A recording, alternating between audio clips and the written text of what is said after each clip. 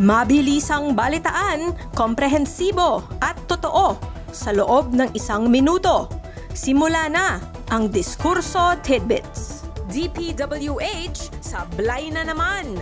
Sa target na 1,700, 22 na silid-aralan lang ang natapos. Trillanes, sinampahan ng kasong plunder sina Duterte at Go.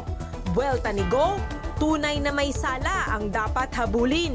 HIV cases sa kabataan sa Cebu, sumirit ng 300% sa loob lamang ng 5 taon. Meta, aalisin na nga ba ang Messenger sa Windows at Mac? Inday Barreto, nagkwento tungkol sa nakaraan ni Claudine at Raymart Santiago. At legal team ni Raymart, mabilis na sumagot sa mga pahayag ni Mommy Inday. Balitang mabilis, komprehensibo at totoo. Yan ang Diskurso Tidbits. Basahin ang tungkol sa lahat ng yan at sa marami pang ibang nakatutuwa at makabuluhang balita sa diskurso.ph.